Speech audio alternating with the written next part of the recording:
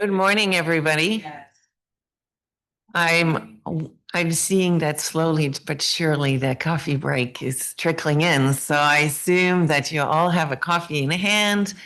I can see many friends in the back rows. I want to encourage you to come up or at least to be engaged in the conversation that will continue. Good morning, everyone. My name is Beatrice Maillet, and I'm very pleased to welcome you to today's panel, Combating State Hostage Taking Through International Law. It's a pleasure to be here with you, and certainly I would like to thank the American branch of the International Law Association for convening this important conversation. And I also want to extend my sincere thanks in advance before you drill them with good questions, my distinguished panelists, and all of you for joining me today. State hostage taking or arbitrary detention in state-to-state relations is a serious and growing global concern, where states arbitrarily detain foreign nationals for political leverage. And unfortunately, one of my good friends got into the mix. State engaged in hostage taking using our citizens as bargaining chips to short-circuit the way that diplomatic relation should be conducted peacefully and based on mutual respect. Not only does this practice extract an immense physical, psychological, and financial toll on the detainees themselves and their families, it also erodes trust between states and undermines the rule of law in the international system. While international law clearly prohibits arbitrary detention, its use by states for diplomatic leverage is not explicitly addressed. This legal gap makes it harder to define the practice, deter its use, hold perpetrators accountable, and secure justice for victims and their family. That's why it's particularly important to strengthen the international legal norm. It's in this spirit today, I am pleased to present or note that we have a member of the independent international panel on arbitrary detention in state-to-state relation, which was created in January 2024. It's composed of 6 eminent jurists from around the world, and the panel was aimed to identify gaps in international law and offer concrete recommendations to address them. So it is their finding that are about to be launched that brings us to today's discussion.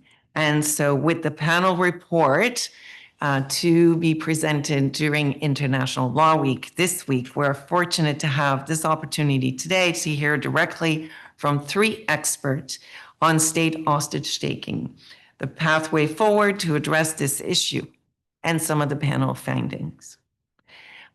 We have first Dr. Claudio Grossman, a very well-known panel member and professor of law at American University.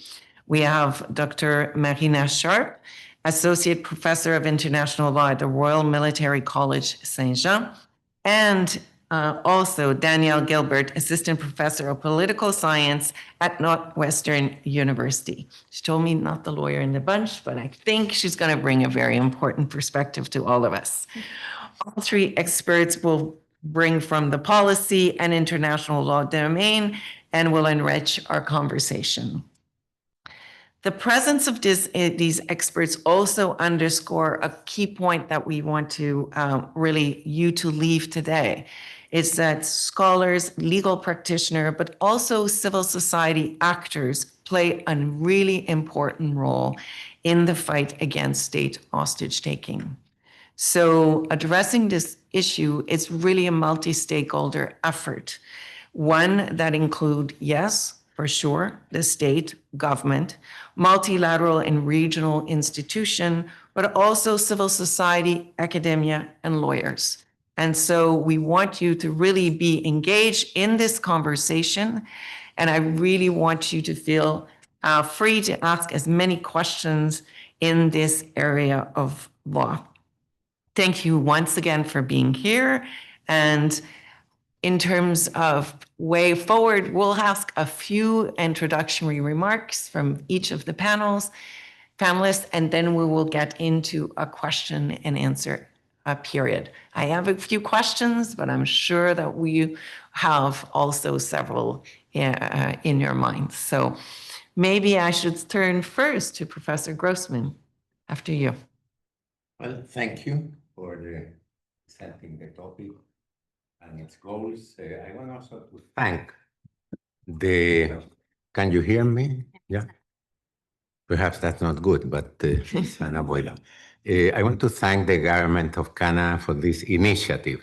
Canada does not need further proof of its adherence to the rule of law, but this is and the promotion and active promotion, both in the Inter-American Commission and the Inter-American System and the Committee Against Torture and the ILC, with the comments of Canada and the permanent and the and constant line and thoroughness of Canada's contributions. I mean, that's a concrete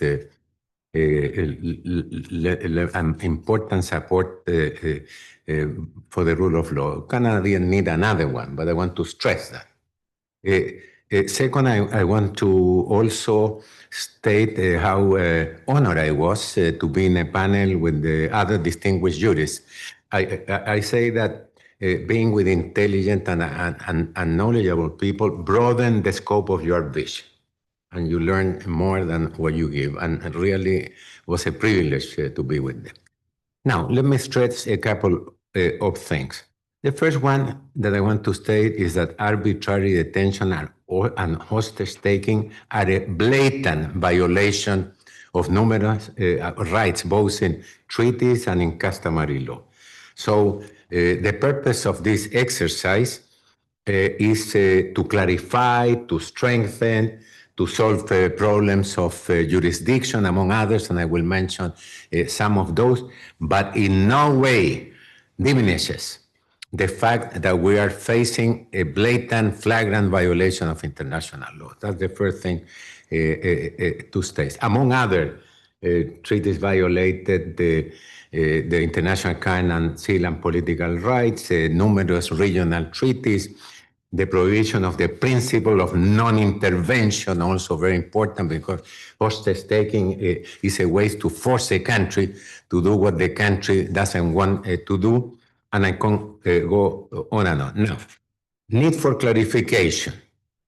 Having said that it's a blatant violation, there are ways to clarify to jurisprudence that is open. An example was the interpretation of the principle of the non-discrimination that, you know, under Article 31, 32 of the Vienna Convention, the law of treaty, the interpretation is text-centered in the light of object and purpose, taking into account the context, which is technical, preamble, other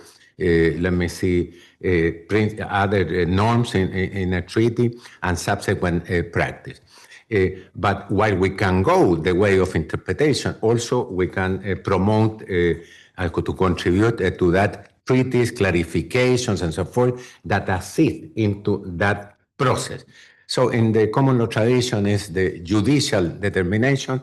Certainly we can go that step and they are not incompatible, but also adoption of further treaties could be a way. They are not incompatible and there are recommendations in that direction. Now, in terms of need for clarification, one is the situation of dual nationals. And again, we see a practice on this. I think in the case of De Negri versus Chile, De Negri was a permanent resident of the United States, and the Inter-American Commission determined that burning him during the dictatorship of Pinochet in a peaceful demonstration allowed for the exercise of diplomatic protection by the United States. And that was an important step, and there are others, something that I know, also in the Committee Against Torture and the Inter-American Commission, one of the Inter-American system. One important principle is that in human rights law, there is no distinction between nationals and foreigners. It's a tremendous thing that every norm in those treaties say everyone, all people. In the past, depending on the nationality and other factors, now is everyone. Then, the distinction and clarification between consular access and diplomatic protection. One thing is consular access, the country to be informed, and another thing is diplomatic protection. One component is this dual national, but not only dual national. And clarifying that diplomatic protection is not only a right of a state, but an obligation of a state to provide that protection. It's interesting, in the first case before the Inter-American Court on Human Rights, Manfredo Ángel Velázquez Rodríguez against Honduras, the Inter-American Court interpret the prohibition, the Article 1 on guarantees for to enjoy human rights, not only abstention by the state.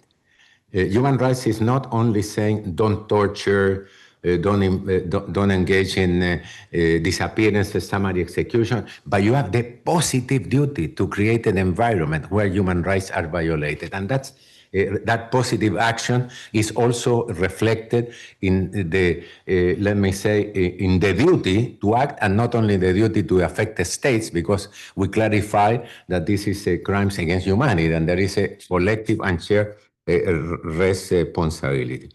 Then the role of international organizations, some of them includes what we're proposing, exercise fully their functions. For example, in the concluding observations by the Committee Against Torture, I tend to mention those because I was in the committee between 2003 and 2016, and before that in the Inter-American Commission. The concluding observations do not have explicit comments on hostage taking. So this initiative purports on the concluding observation to assess compliance of lack of compliance, in this case, torture or inhumane treatment. And certainly there is inhumane treatment and in many cases torture in hostage taking. It's very important that the committee exercising its functions also includes questions and recommendations on arbitrary detention and hostage taking.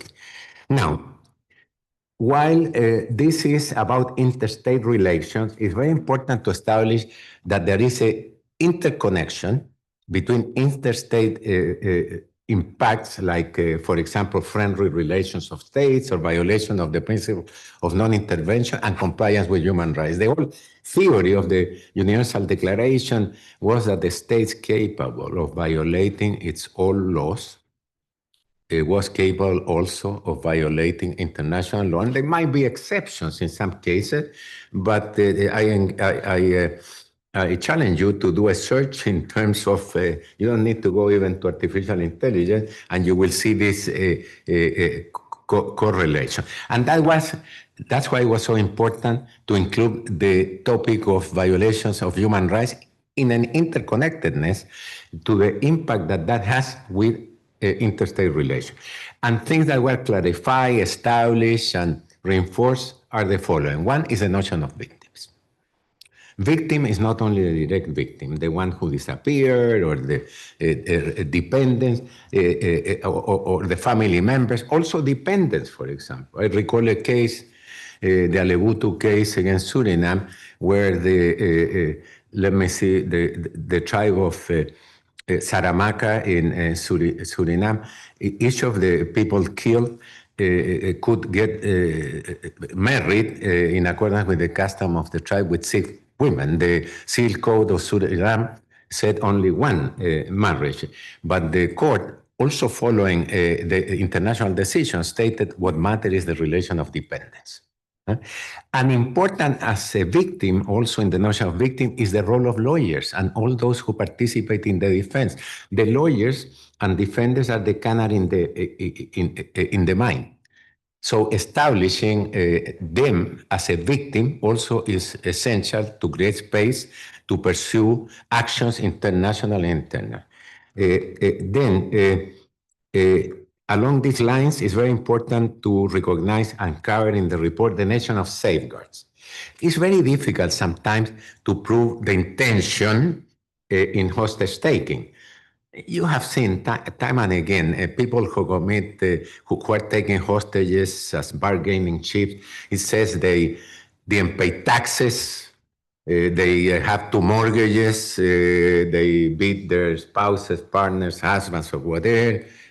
So a whole, let me say, common crime narrative surrounds this political motivation. But safeguards play a dual role there because the absence of safeguards creates a presumption of a violation of a right. And what are the safeguards? They are listed, but access to a lawyer promptly, family contact or the contact of dependents, not to be in isolated detention. I mean, this is during detention, in the jail, after, and so forth and so on.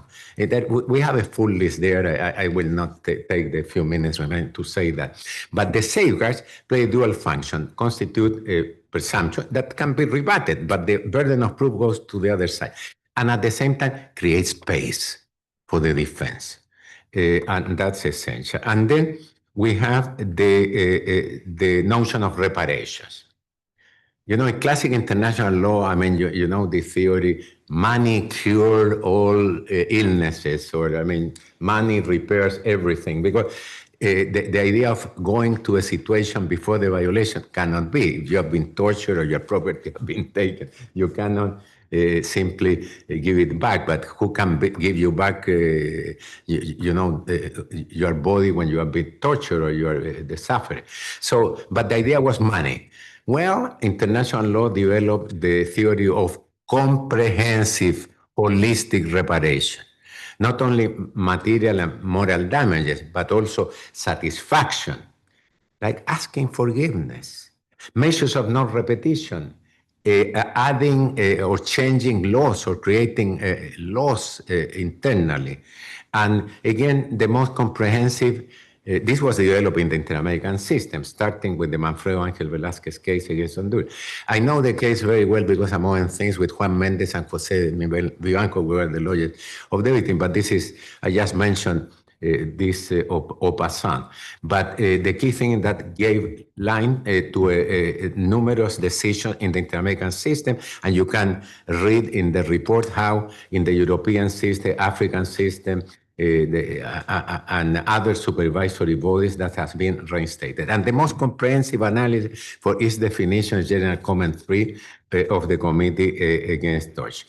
Now, also, there are concrete recommendations. And as you stated, this is an open business. It's an invitation to act. It could be interesting that you criticize and enrich these recommendations that as every human creation could be certainly improved and questioned. But see it as an invitation, not only for thinking, but also for acting. And on that line, let me finish with something that I consider very valuable. All this initiative is grounded in the law, in the legal tradition, in identifying sources, in proposing acting within legal institutions and mechanisms. It is grounded on the idea that there is a need sometimes for progressive development while stating that there are existing norms.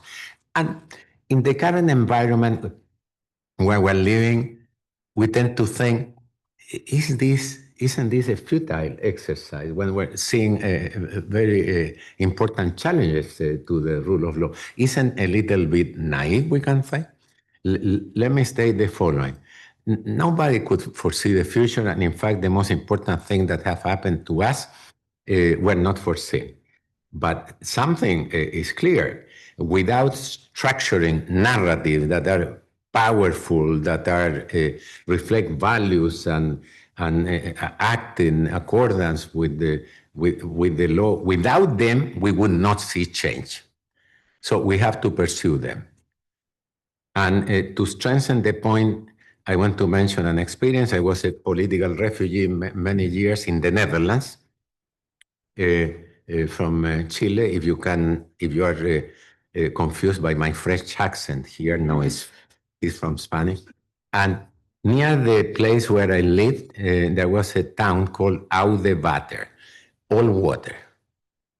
And when in Europe, tens of thousands, if not hundreds of thousands of individuals have been burned alive for being witches. A group of jurists in Audewater created the scale of witches. They say everyone knows that there are witches, and second thing, that the witches fly.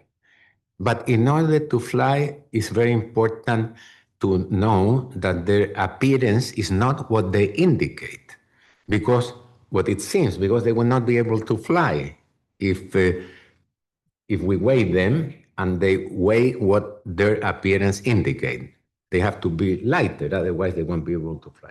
And this group of Dutch jurists created the scale of witches, preventive and reactive. When somebody was accused to be a witch, will step on the scale and get a certificate saying that she was not a witch.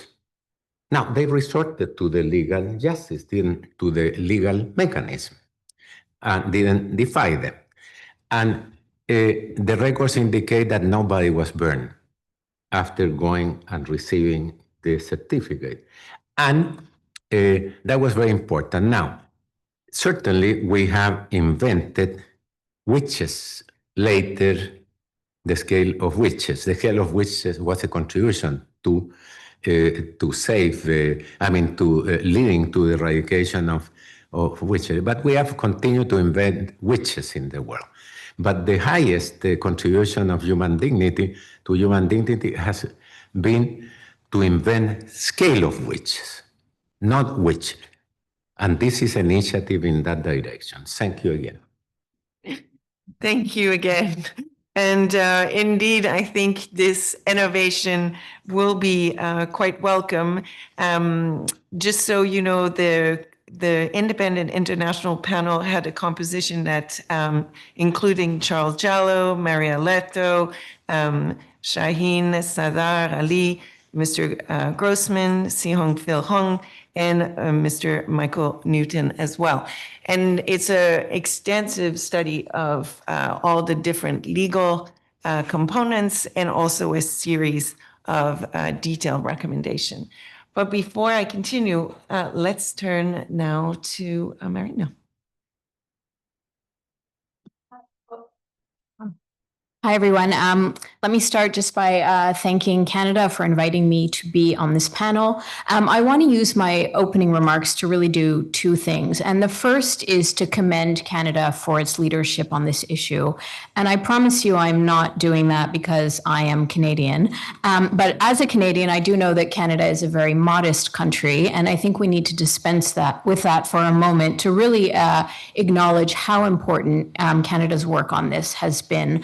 And I want to just tell you a little bit about the broader initiative against arbitrary detention in state-to-state relations that Global Affairs Canada launched in 2021, of which this report forms part.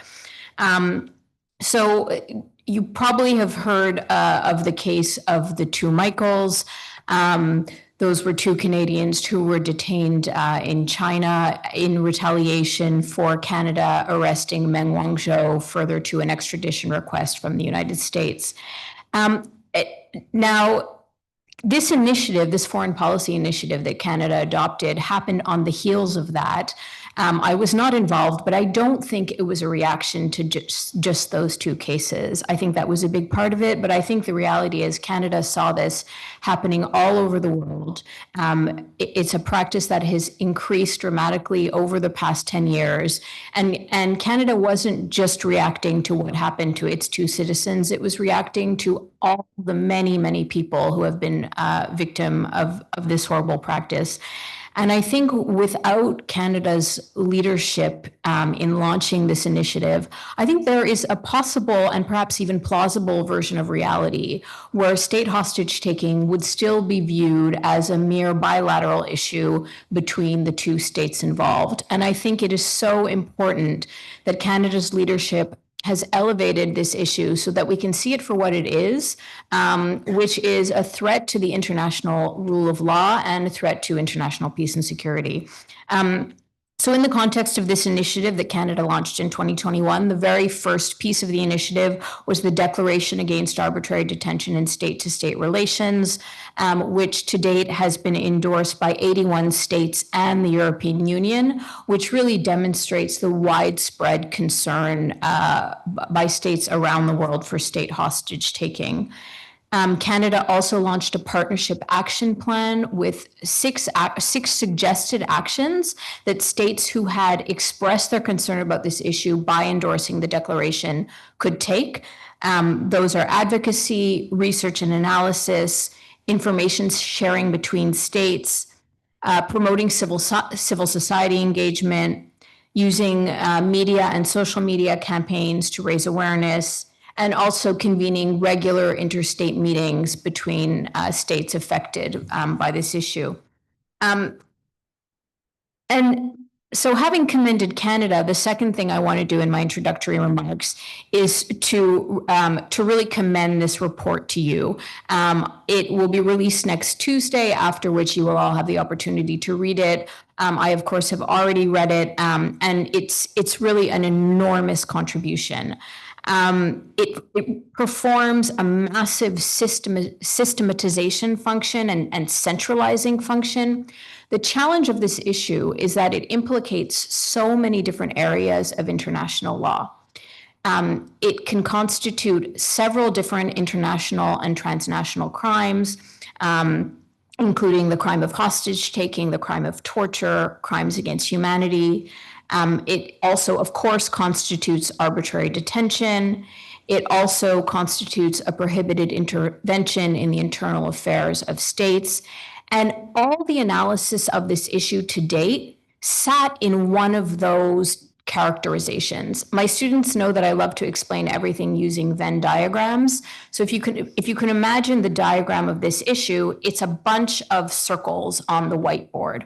What this report does is it draws a big circle around the little circles. And that's enormously important because it helps us see how one practice can be many different things, can be susceptible to many different legal characterizations at the same time, and why that matters, which is something we'll talk a bit more about it as we get into the discussion. And for scholars, and particularly all the students in the room, I want to point out that the report has a very exhaustive bibliography, which will be a really, really important research aid. So I hope that scholars will take an interest in this issue and use the report, and particularly its bibliography, as a tool to stimulate further analysis and hopefully more joined up, connected thinking about this issue. Thanks.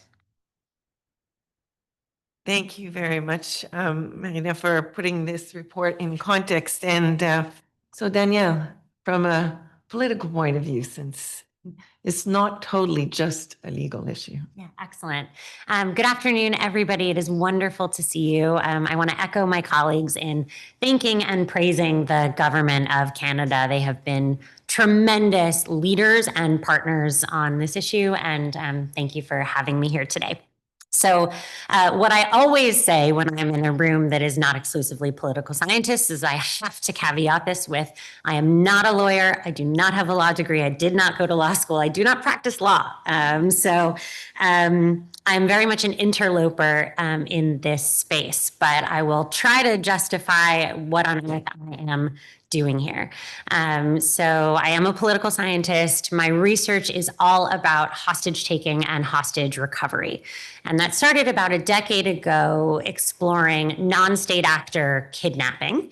My book project is about why and how armed groups take hostages. I've interviewed dozens of former kidnappers, former hostages, family members, civil society, government personnel, et cetera. And as I was working on these projects about kidnapping, the Two Michaels case occurred. So this case that some of you might be familiar with, that my colleague Dr. Sharp introduced, is when China arrested these two Michaels Canadian citizens in China in seeming retaliation for Canada's detention of the CFO of Huawei, Meng Wanzhou. And at the time, I'm looking at this case and asking myself, how does it relate to this thing that I have been studying? A sort of unambiguously kidnap for ransom, particularly in the Colombian context where I had mostly studied it. Unambiguously, that is hostage taking, right? What is China doing here? Do we think of that as a hostage taking? And if so, how is it different from kidnapping? How is it similar? And thinking through those dynamics. And ultimately, what I came to is an argument that, yes, it is indeed a form of hostage taking. In my research, I think contrary to what the report says, I believe that we should call this hostage diplomacy. And it is a form of hostage taking perpetrated by states when they use their criminal justice system and all of the trappings of they try to make it look like a legitimate arrest. They go through the trouble of arresting, charging, trying, sentencing someone for the purpose of diplomatic leverage against the person's home government. And hostage taking has evolved over time. It has gone through phases when it was piracy and airplane hijacking and embassy sieges, surreptitious kidnapping. Now we see this new form. And I simply see it as the latest, most consequential form of hostage taking in this evolutionary process. So I think it's a form of hostage taking, and these two features of it really stick out for me as a political scientist, not a lawyer, that it uses the trappings of the criminal justice system and that it is for diplomatic leverage.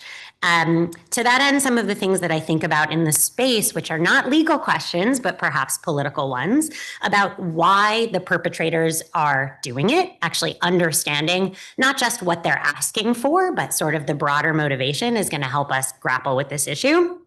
And the consequences, what we do about it, how we think about this in a political and a legal response.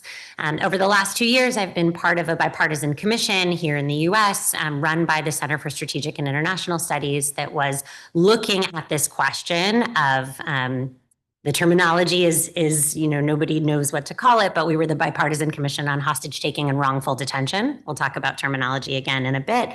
And had some of our own recommendations for how governments should think about this, both what the US government should be doing and how the US government should be cooperating internationally with allies and partners. So those are the kinds of things that I hope that we get into today. I'm so glad to be on this panel and looking forward to the rest of the questions. Thank you very much. So in the report, there you will see that there will be recommendation, yes, on terminology and some of the words that can be used to describe this circumstance on human rights front, on hostage taking and international crime, taking it a little bit from a criminal perspective, on internationally wrongful acts in the state-to-state relations, on accountability and reparations, as you mentioned very clearly, Mr. Grossman, and also how next step to clarify some of these concepts in the application of international law. And maybe, Mr. Grossman, I can go back to you and ask you to elaborate a little bit more on some of the key recommendations you see are important for the international community going forward. Yeah, a couple of things. On this matter of hostage taking, I wanted to establish something. One thing we had to deal with is that we have different, as you stated, terms used. Hostage taking, hostage diplomacy, arbitrary detention, and so forth. And what was a legal issue? And as a matter of fact, you are the first person that I meet that excuses herself for not being a lawyer. Usually it's a badge of honor saying I'm not a lawyer.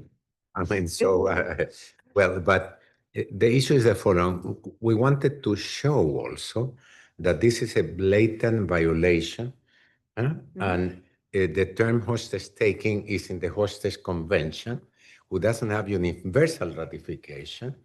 And has issues involving state responsibility and jurisdictional issues. So if we would have called it just hostage taking, reflecting the truth, it would have been more difficult to state that this is a violation, whatever name you put it.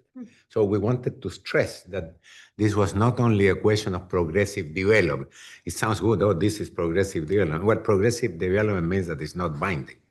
So we wanted to, that's why using the language that indisputable is a legal norm, we kept arbitrary detention, but mentioning hostage taking as a component and calling for a more unified vision. But that was what we needed to do. And if you ask me, I think it's hostage taking. So let me say this. But I think that the existing norms allowed to consider this a blatant violation without a need of further development. Just clarification and so forth, and if there is consensus, we can move to something else. But I'm not going to reiterate that. Now, let me say, the recommendations analyze every possible, let me see, action concerning all the actors in the international community. The primary actors in the international communities are states. So the exercise of the collective collective obligation to express their opinion, as it was stated here, not only opinion, the rejection and action. This is not a question involving Canada and China. This is a question impacting Bolivia, Chile, every country, the Netherlands. I mean, so the idea of an international crime. So rather to go through a recommendation, let me mention clusters. So one important idea is this collective obligation on the basis of the nature of this crime. Second thing, let me say, recommendations towards international organizations. For example, the working group on arbitrary detention to do something specifically on hostage taking, more explicit and specific. The treaty bodies that supervise compliance with international obligations on the basis of the treaty, women and rights of the child, torture, and so forth and so on, to incorporate in their concluding observations also this crime against humanity in the concluding observation. These are semi-judicial bodies. They don't have the force of a judicial decision on the short run, but they could be, if they are consistent, a step into a formulation of a legal norm. Give you an example, the prohibition of gender discrimination. The fact that consistently this was rejected. In this hemisphere, for example, married women needed to ask their husbands, in accordance with internal legislation, authorization to work. Certainly, they did not know my daughters and my wife. That would have violated the law anyhow. And then when they signed the American Convention, that was the general practice. But the supervisory organs interpret this on the basis of strict adherence to the norms of interpretation of customary law, the object and purpose interpretation prominent, that this gender discrimination was not allowed, and we did not need to go to the preparatory work. When text-centered interpretation in light of object and purposes and context defined within the treaty or norm and looking at subsequent practice. So these bodies on the aggregate show or the existence of a norm or a treaty obligation based on interpretation. That gives also a role to a civil society, because we tend to quote case X and Y and what the judges or members of committees did. But lawyers presented these things, and they argued this case. So there are recommendations also to civil society as actors. The role also of advisory opinions in terms of now not only international organizations, but also the International Court of Justice or the regional courts. It could be interesting on the basis of existing, let me say, treaties and customs to see and to push for an advisory opinion of the International Court of Justice. Also, as we have had also regional courts on climate change. So a way to put this on the agenda of the international community forcefully will be a request for an advisory opinion. Then, the International Law Commission is in charge of codification and progressive development of international law and has played a role in laying the basis of international law. And it's addressing topics of classic international law. Now, for example, subsidiary means or general principles of law. Still it is stated in the statute of the International Court of Justice, general principles of law accepted by civilized nations. Those nations, after 2 world wars, genocide, colonialism, there were components that were certainly important, but the others were not so uncivilized, and these ones were not so civilized also. So we are establishing, are the principles of law accepted by international community. So clarification. And the International Law Commission has a special institutional role because it's elected by General Assembly, reports to a General Assembly, and is the basis for further developments, might be. And even if no treaty follows that, it has an independent authority as a place quoted to find customary law. For example, the draft articles on wrongful acts by states was never ratified. It has been quoted hundreds of times. So the International Law Commission, and that's one of the recommendations, would take as a topic this issue of arbitrary detention and hostage taking, I would say. And it's enough. Very rarely, governments have asked to do that. So Canada, with other governments, it would be enough. It's not necessarily that the whole General Assembly. There could be a suggestion. And Canada will not be alone on this. Then, ratification of further treaties, like the Hostage Convention, adoption of treaties, resolution. Again, we have made an effort to see all the actors of the international community, the primary actors, states, international organizations, civil society, resorting to existing mechanisms, proposing addition to existing treaties, optional protocol, interpretation of treaties in strictly accordance with the legal tradition, and so forth and so on.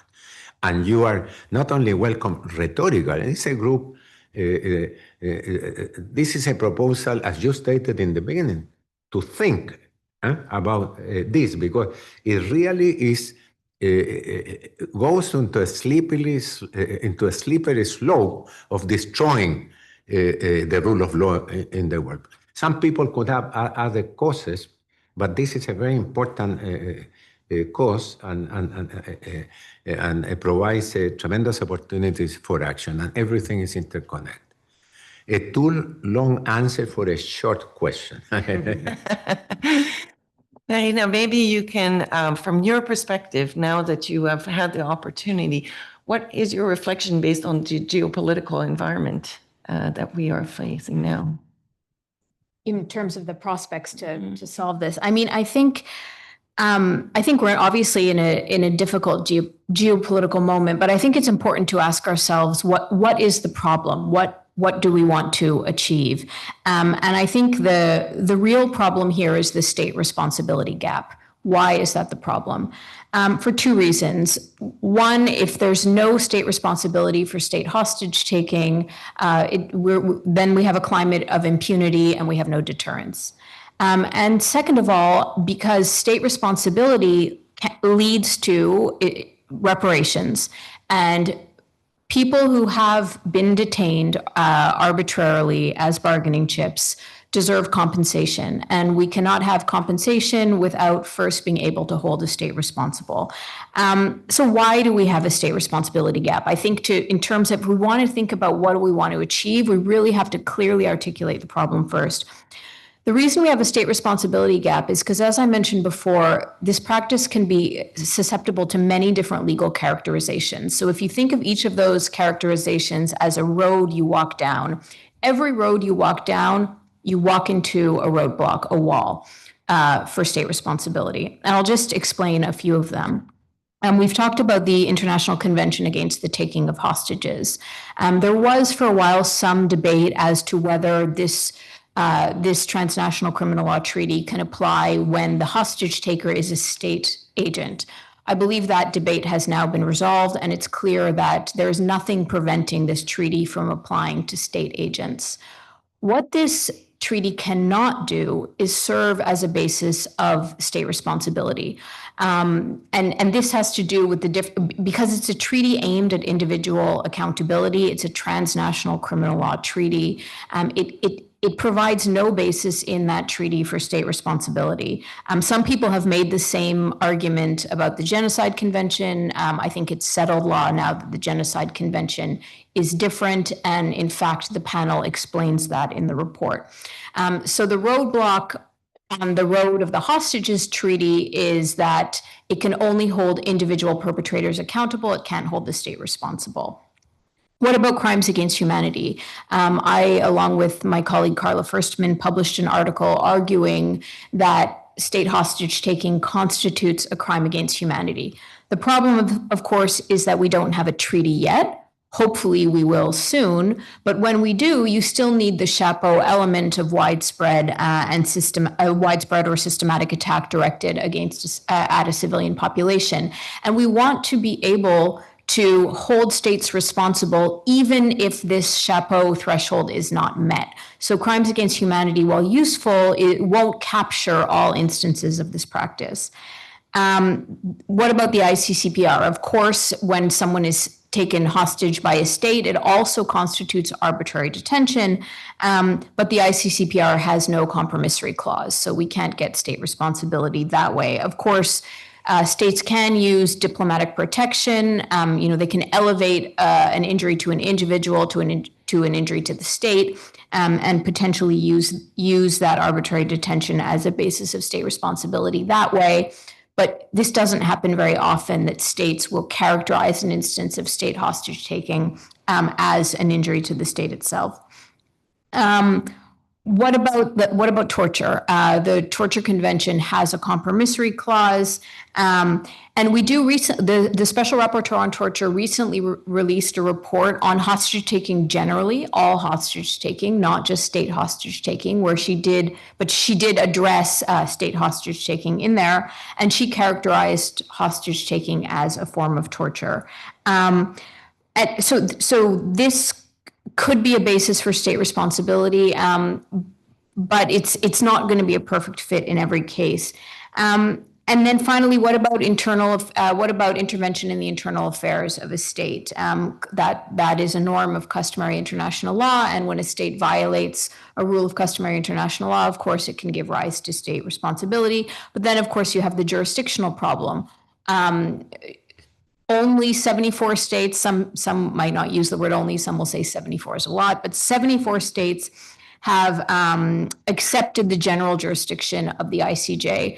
So if we want to use prohibited intervention as the basis of responsibility, it's only going to work for states that have accepted the ICJ's general jurisdiction. So every path you take, usually there's a roadblock that prevents state responsibility from being realized. And that, I think, is the big gap here. And it has to inform our thinking about, well, so what? What do we do about this? You always have to define the goal. And I would argue the goal should be creating a basis for state responsibility for state hostage taking without cracks that cases can fall through.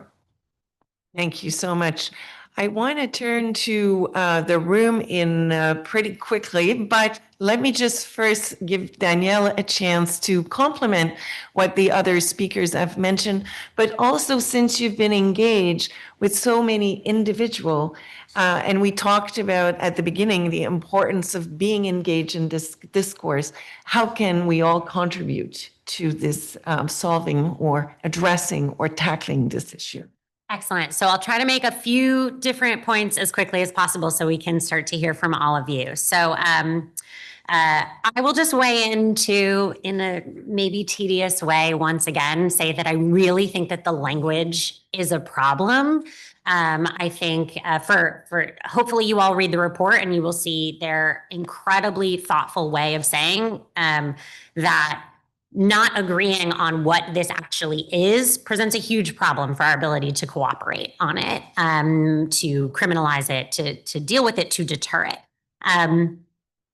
In my world, arbitrary means that it's not done for a reason. I know that there is, when we talk about international law, that there is arbitrary detention is an entire category, but it means so many different things. It doesn't mean that someone was targeted to use them for leverage. So I'm going to stand firm that calling this arbitrary detention is missing the point.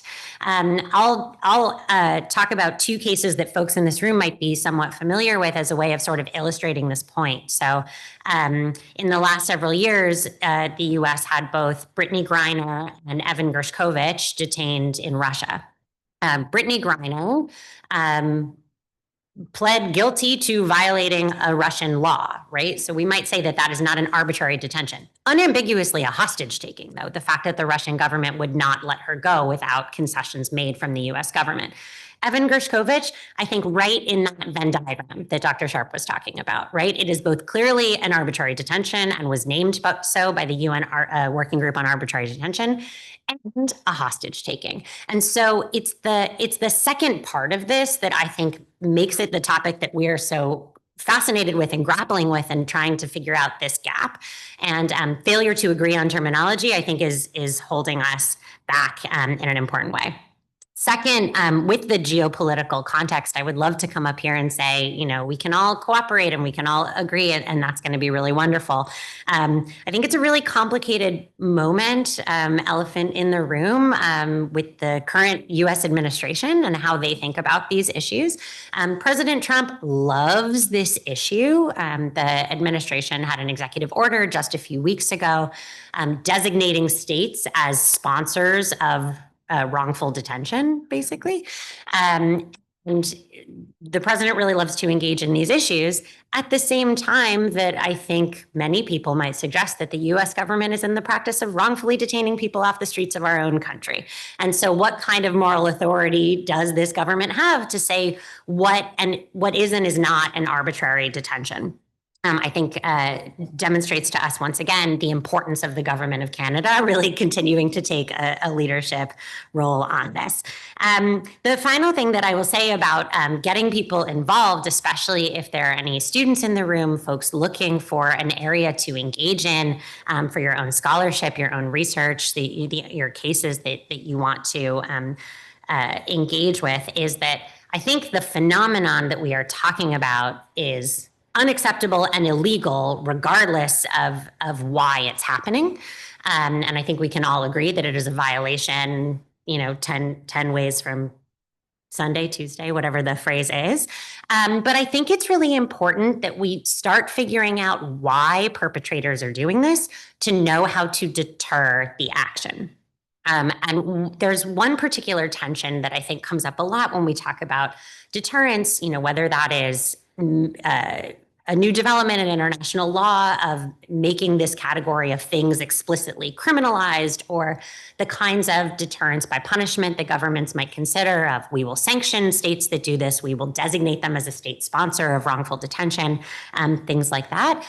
Somewhat assumes that the perpetrating state was the first mover, right? We want to stop you from doing this thing that is wrong.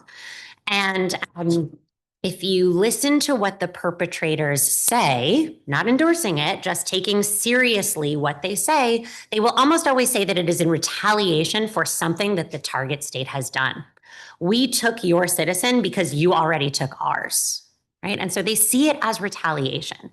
And so if we take seriously that this is a response and not a first move, doesn't change the fact that it is illegal, unacceptable, but it might change the way that we think about how to deter this practice going forward. So I will just leave it there.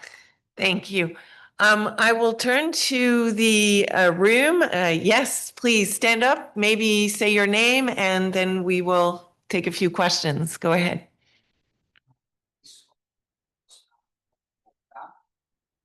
I have an even stronger accent than others. Actually, my question is about the terrorists. And basically because of the following. In Colombia, several years ago, there was a disagreement between the Colombian government and the former guerrilla party. Mhm. And according to this agreement, the punishment for both state and non-state actors for all the crime that they have committed during the conflict, including hostage taking, the punishment is not a prison term. I mean, if they provide truth and if they help with the reparation of the victims, those guys are not gonna go to jail, and even they can continue being the politics. They can be elected senator. Actually, there are many congressmen who were former members of the guerrilla and were all hostage taken. So in Colombia, there is a huge debate about whether that kind of sanction is in accordance with international law or not. Any other question? Yes, we're going to take 2 or 3. Go ahead. My name is Tess Graham, and I wanted to ask something to point that Danielle was beginning to allude to, which is situation. Essentially, I would like to know more about how we might draw lines around these factual situations. In particular, I'm thinking of situations where there are mass, either detentions or large numbers of people being detained, and also where the custody might not be as particularly cut. So these could include cases of siege, blockade, mass detention, that kind of thing. Can we consider those within the same rubric if they have other features that are shared with these hostage-taking examples, or should we think about those in totally different ways? Do you have something in particular in mind? I do. Okay. Sarah? Please stand up just so it's be louder for the people in the. I'm Paramedics. I'm both a political science student, also a law student, and 2 degrees at the same time. Oof. So I do have a certain perspective on the question, and my school is actually specialized in government intelligence. We know that certain government intelligence agencies tend to take some citizens hostages out of information. How could international law fight or at least deal with classified defense? Because here there is a tension. We have a sovereign state on the one hand, and on the other hand, we have international law and human rights law. And the thing is that these informations might be, well, they're secret for a reason. At the same time, it's violating international law. So how do we deal with that? Okay. I also saw a question here. Yes, go ahead. Please stand up. My name is Olivia. Thank you guys so much for this really interesting panel. I have a kind of specific question, actually to the point of Evan Gershwin, and just more generally the press protection that journalists around the world should receive. Do you guys think that this trend, and especially disturbing trend of detaining journalists and particular groups of people, do you think this will continue? And just kind of under the guise of adding more definitions and defining words, should we define these particular groups of people? Should we give them more protections? Thank you. So a wide range of question. Maybe Professor Grossman first, if you want to. Age before beauty. I will not answer anything. I don't claim that I know everything, but as I'm going first, let me choose some things, and I have a comment of what my colleagues here have said. First of all, when there is a pattern of violations under international law, that creates also a presumption with the shift of the burden of proof. It makes it easier to prove something. For example, in the cases of disappearances, and mentioned in the Velasquez case, and I can mention others all over, it's very difficult to prove a case of disappearance. Person disappeared. Unmarked cars, nobody knows. Huh? And the idea that we argued before the court was the following. When you have a proven pattern of violation linking an individual to that pattern, did not need to satisfy the highest probatory standards. Inferences, presumptions could play a role, and the burden of proof shifts. The state then has to prove that is not the case. Huh? In this case, of an arbitrary detention. So when you have a pattern of use, you can. I'm not going to repeat it. I'm sure you understand. And an example was the case of disappearance. Similarly, I mean, safeguards are a very important role because the absence of safeguards is a violation of an international obligation established in treaties. For example, if individuals during the detention are not provided to access to lawyers, family, doctors, are in conditions of detention that are not adequate, isolated, and all this type of thing. We have a whole list of this. There is a presumption. And if there is a general pattern, it's even strengthened, that presumption. Now, on another topic that I want to say, what would be the best? We have a treaty that established, let me see, hostage taking is a violation, like piracy, compulsory jurisdiction of International Court of Justice, everyone punished. Okay. And I have more chances of winning the lottery, and I don't buy a number for the lottery, that will happen. So the question, irrespective of we say that, is what will we do now to create basis for this?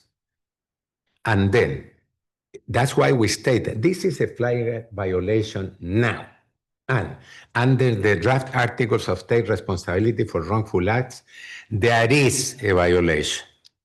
And that could be construed inhumane treatment, lack of protection of safeguards, torture in many cases. You know, you have to see the facts. Huh? And that provides opportunities and possibilities for the affected states to undertake actions. If they are listed, I mean, allow me to mention under Article 33 of the Charter of the United Nations. What I want to avoid is the thing we are in a vacuum, and in accordance with existing law, we cannot do things, and we put what's the best, and we don't see the possibilities and opportunities that we have now on the basis of someone that we could present. But in the meantime, we create the basis for that on concrete action. There is another advantage of this, that not only states could act, but the victims could act directly. So, for example, act before the then supervisory organs of the United Nations. The Convention Against Torture, for example. And many times, I mean, if the country, you know, the supervisory possibilities under the in the Committee Against Torture are 4 Articles 19 to 22, and if the country has ratified 22, victims can go. And the notion of victim is not only the direct victim. Also, and there are almost all the then special rapporteurs of the United Nations. So collective action, then advisory opinions. I would say that I would be very surprised that an advisory opinion of regional courts of the International Court of Justice, we state that hostage taking is not covered as a wrongful act by existing legislation. You know, I think that cannot be proved. So the only thing, the point I want to make, that do we have the idea? No. But we can move in the direction of that idea in not only focus, or we don't have a treaty, or we're empty-handed. That's why we stated there, this is a flagrant violation now, and allow for interstate action, for individual action, and so forth and so on. Otherwise, we are left with a good intention. That's not what was proposed here, but I want to mark that this is not either or. And to the contrary, this is a step in that direction, and it's not only a step in the vacuum. Already there are consequences for example, who is liable under the treaty bodies? The state. Now, also under I am the special rapporteur on the topic of the United Nations. On Wednesday, this is an advertising. The Embassy of Liechtenstein has a side event on the topic, on the topic of criminal jurisdiction for acts of state officials. And one topic, obviously, is hostage taking. So nothing, because usually state officials have immunity, but they don't have immunity in certain cases. And torture is one of the cases where they don't have immunity. So we can have individual liability. And I think we need to take a look at this situation and act in accordance with the legal tradition, notwithstanding the strong argument that we need a treaty ratified by everyone. You know, we mentioned the current administration of the United States. China, the same thing. Without buying a number and without, even without buying anything, the chances that will ratify anything is zero. Russia, zero. So, but that does not mean that we cannot move against. Russia, for example, ratified the Convention Against Torture and Other Forms of Cruel, Inhuman, or Degrading Treatment. China ratified. So we need a comprehensive strategy, and that's in the recommendations we make. This is what I wanted to say. Thank you. We only have a few more minutes, so I'm going to give a few minutes to Marina and a few minutes to Danielle just to conclude. And maybe please don't hesitate, if your question has not been specifically answered, just to come and chat with us at the lunch period. Go ahead. I wanted to briefly address the Gaza question because I thought it was an interesting question. So maybe I'll just conclude by answering your question. It's a really interesting question. That, like, the situation of a siege would be covered by the law of armed conflict, but it's worth pointing out that hostage taking is covered by is prohibited under the law of armed conflict. But I think a siege is, I mean, that would not be the best way to characterize a siege. A siege wouldn't be unlawful as such unless it's directed at civilians with a view to depriving them, in which case it could constitute the war crime of starvation of civilians as a method of warfare. But I thought it was a really interesting question. And I think what's coming out of that question and also the points Professor Grossman just made is that this is wrongful in so many different ways. But I think the takeaway point is states don't have the bandwidth to pursue it in all the different ways that it's wrongful. So I think it's a question of prioritizing. And it's obviously up to states to determine how are they going to take this forward. And I think it'll be really interesting over the next year after the report is released to see, hopefully states will take it up, but what are they going to prioritize as the path forward? And maybe just one final point I want to mention, because it didn't come up, and that's the consular access gap for dual nationals. That's a really, really important issue that I just want to highlight because it hasn't come up naturally. I think the report recommends an optional protocol to the Vienna Convention on consular relations, speaking specifically to the issue of dual nationals, for which there is often consular access issues. And I thought that was a really good recommendation and possibly an important avenue to take forward because often people subject to state hostage taking are dual nationals, but not exclusively, of course. Thank you, Danielle. Okay, let's see how quickly I can run through some of these. So first to the Gaza blockade question. So in my mind, a hostage taking has 4 elements. It is a forced detention intended to change the behavior of a third-party target, right? Hostage taking is not the only and worst crime out there, right? And so I think that I personally would not think of it necessarily as a hostage taking because it is not done to coerce behavior change of a third party target. It's meant to do all kinds of other terrible things, right? And so thinking of it as starvation in the context of war crimes, laws of war, crimes against humanity, like your lawyers, I'm not, but I wouldn't call it a hostage taking, despite doesn't mean it's any better or worse than hostage taking. For the Jurisdicción Especial para la Paz, thinking about Colombia. So I would not think of the treatment of former kidnappers in the transitional justice process in Colombia as being about deterrence. I think about it as weighing into a justice versus peace debate. Is it more important for us to be right, or is it more important for us to be together? And so I do think that Colombia thought long and very seriously about how to deter kidnapping. They experimented with what political scientists would call deterrence by denial and deterrence by punishment. Deterrence by denial being a no concessions policy. If you're not going to make any money from this kidnapping, maybe you won't do kidnapping in the first place, which frankly doesn't work and didn't work in the Colombian context. When they took up deterrence by punishment, when they formed the Gaula, when they had these special units in the police and military that went after kidnappers, that seemed to turn the tide on kidnapping there. So I wouldn't think of the transitional justice process as being about deterrence. Finally, about Evan and thinking about press protections. I think for all kinds of reasons, journalists are unfortunately very attractive targets to hostage takers in that they can get a lot of media attention when they are taken, like any citizen can be used to coerce concessions. And it can have this dual use function of deterring others from coming in and shedding light on whatever is going on. And so empirically, journalists have been very, very frequent targets of all different kinds of hostage takings. There's organizations like the Committee to Protect Journalists that has thought specifically about this issue. And we've seen them as some of, unfortunately, the most prominent targets of both kidnapping and hostage diplomacy. Thank you.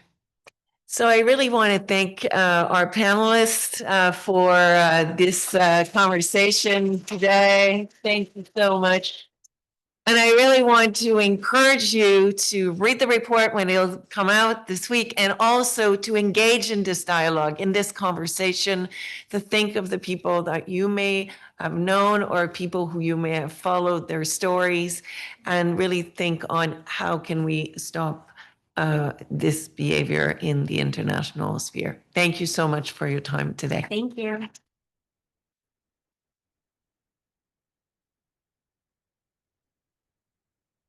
Thank you. Thank you. Thank you so much.